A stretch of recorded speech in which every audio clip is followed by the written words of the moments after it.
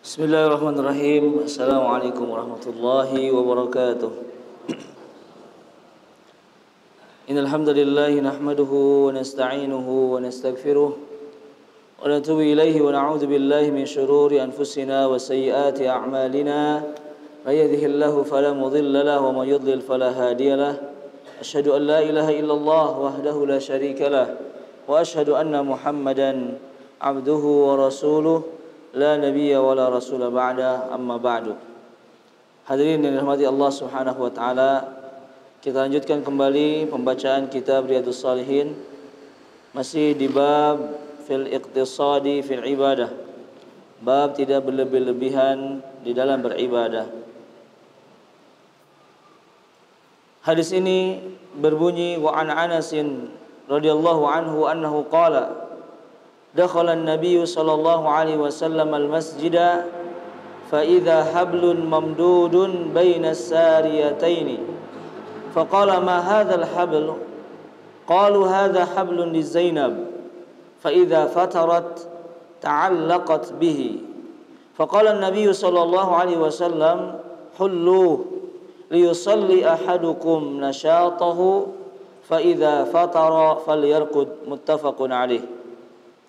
Dari Anas, semoga Allah meridainya, ia berkata, suatu ketika Nabi SAW masuk ke dalam Masjid Nabawi. Fa idza hablun mamdudun baina sariyataini.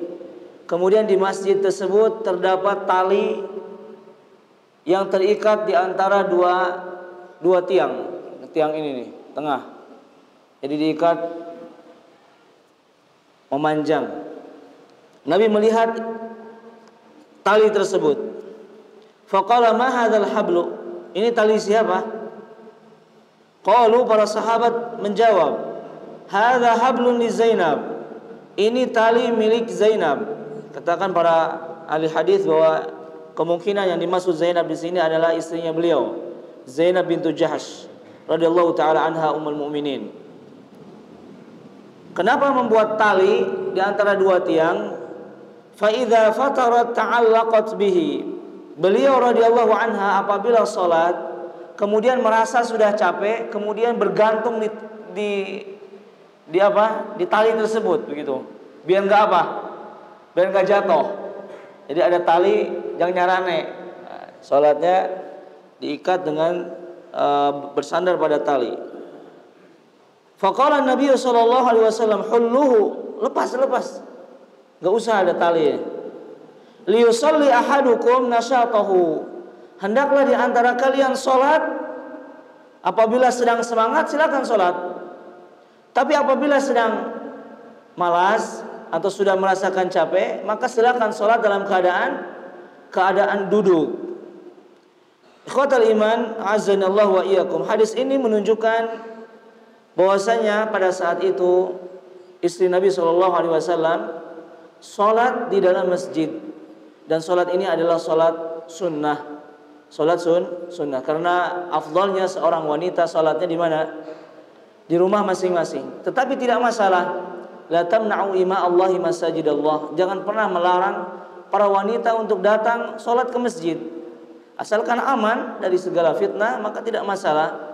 Di berbagai tempat di Indonesia ada orang salat, suami istri datang ke masjid, suaminya di depan, istrinya di belakang, ada sitar, dan itu tidak masalah. Tetapi afdalnya adalah salat di rumah. Tetapi Zainab di sini salatnya adalah salat sunnah, dan beliau radhiyallahu anha sangat semangat ketika salat, sampai-sampai tidak mau berhenti, dan apabila sudah lelah, beliau bergelantung di mana?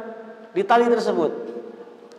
Antum, masya Allah, rajin tahajud, saking gak mau ngantuk tempel sini sholatib. Ini berlebihan. Kenapa di sini pakai sholatib? Biar anak gak tidur, murajaah Al-Quran, sholat. Atau antum pakai gantungan, dicantel ke atas, biar gak tumbang. Ini berlebih-lebihan. Maka hendaklah seorang yang sholat apabila sedang semangat, silakan sholatlah sesukanya. Tetapi apabila sudah lelah, capek, maka beristirahatlah, atau sholat dalam keadaan duduk. Diperbolehkan sholat dalam keadaan duduk dalam sholat nafilah. Antum sholat berdiri seperti tarawih, ya masya Allah tarawih itu panjang. Kalau antum sudah bergetar, dengkulnya sudah mau putus, saking panjangnya, ya Allah quwwata illa billah, tengah-tengah antum duduk aja udah. Daripada dipaksain pingsan, besok tidak ikut tarawih lagi. Rahimahullah mura'an arafa qadra nafsihi. Semoga Allah merahmati orang yang tahu diri. Kalau tidak mampu ya sudah, jangan memaksakan diri kita. Ya, beribadahlah semampu kita. La yukallifullahu nafsan illa wus'aha. Akhirnya Nabi SAW memerintahkan sahabat untuk melepas tali tersebut. Dan dalam hadis ini, ikhwatul iman, terdapat beberapa faidah. Yang pertama, diperbolehkan wanita sholat di masjid sebagaimana yang dilakukan oleh sahabiyah istri Nabi SAW ini. Tetapi afdolnya adalah di rumah. Sedangkan laki-laki afdolnya salatnya di mana? Di masjid, salat fardu. Apakah boleh seorang laki-laki melaksanakan salat fardu di rumah? Maka jawabannya boleh. Tapi ingat, ini mungkin sering dilakukan oleh beberapa rekan kita. Mana yang lebih afdol, salat di rumah atau di masjid ketika sedang berada di pesantren? Ya, afdalnya semua salat selain fardhu di rumah. Tetapi kalau di pesantren salat di masjid. Untuk jadikan qudwah bagi yang lainnya. Karena para santri itu jadi aneh ketika kita bilang kumulin nafilah, usah-usahnya pada pulang salat di rumah. Kata santrinya, kok usahanya enggak salat nafilah juga? Karena usahanya salat nafilahnya di mana? Di rumah. Nah, pada saat seperti ini maka afdalnya adalah salat di masjid, agar menjadi qudwah bagi yang lainnya. Dan tidak ada santri, wah ustaz aja enggak sholat fardu, enggak sholat nafilah di masjid langsung pada pulang. Akhirnya santri juga pulang. Kalau ditanya, ustaznya juga pulang. Padahal ustaznya sholatnya di rumah. Maka carilah yang paling maslahat, ya walaupun afdal di rumah, tetapi kita ada para santri yang mengikuti gerak-gerik kita. Apapun yang kita lakukan mereka tiru. Maka sholatlah di masjid atau dicampur. Qobliyahnya di rumah, asal jangan masbuk, kemudian ba'diyahnya di masjid. Ya, sah-sah saja seperti itu. Kemudian yang berikutnya, faedah yang berikutnya tentang amar ma'ruf nahi munkar. Bagi orang yang memiliki kemampuan merubah sebuah kemungkaran dengan tangannya, maka diperbolehkan untuk merubahnya. Seperti Rasulullah memiliki kedudukan sehingga memerintahkan talinya untuk dicabut. Dan ini adalah perkara ma'ruf yang Nabi SAW perintahkan kepada sahabat, cabut saja. Ya, takutnya nanti yang lain pada ngikut juga, akhirnya banyak tali-tali di mana? Di masjid. Dan kemudian yang berikutnya juga faidahnya, beramallah sesuai dengan kemampuan kita. Enggak usah sosok rajin, enggak usah sosok antum, masya Allah tabarakallah, tapi kemampuan kita terbatas. Kalau sudah capek istirahat. Ada pepatah, kalau kerja capek jangan mati-matian. Kalau antum mati, karyawan yang lain sudah siap menduduki posisi antum. Jadi kalau kita sudah capek di kelas, sudah mimisan, anak berjihad dalam mengajar, antum sudah mau pingsan, akhirnya rahimahullah di kelas, nah masya Allah meninggal dalam keadaan mengajar. Tetapi itu takalluf. Atau misalnya antum sakit, memaksakan diri ke kelas, akhirnya mudarat bagi orang lain juga. Nah, ini tidak elok begitu ya. Jadi beramallah sesuai dengan kemampuan kita. Kalau tidak mampu, kita persilahkan orang lain untuk melengkapi pekerjaan kita.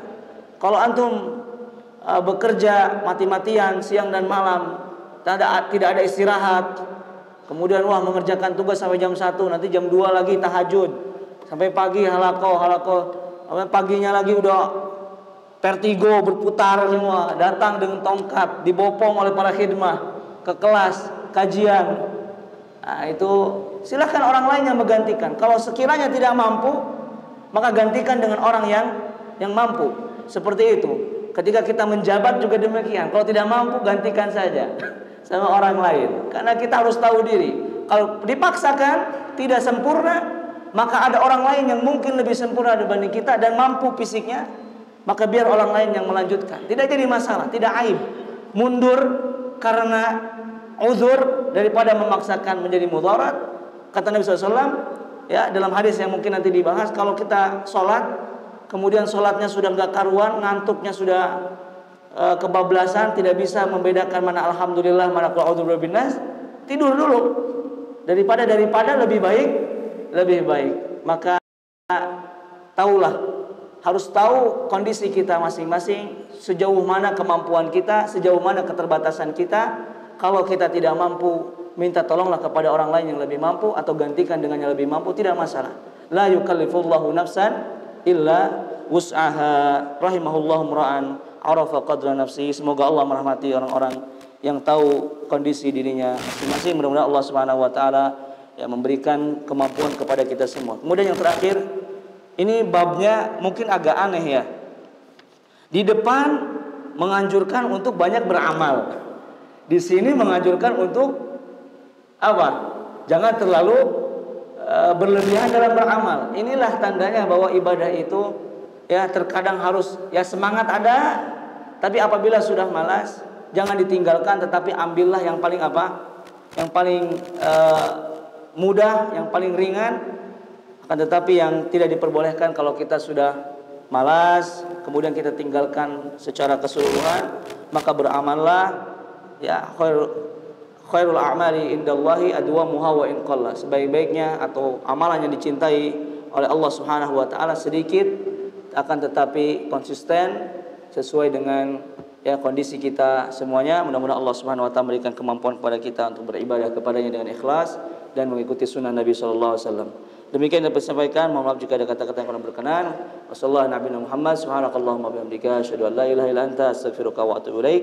Assalamualaikum warahmatullahi wabarakatuh.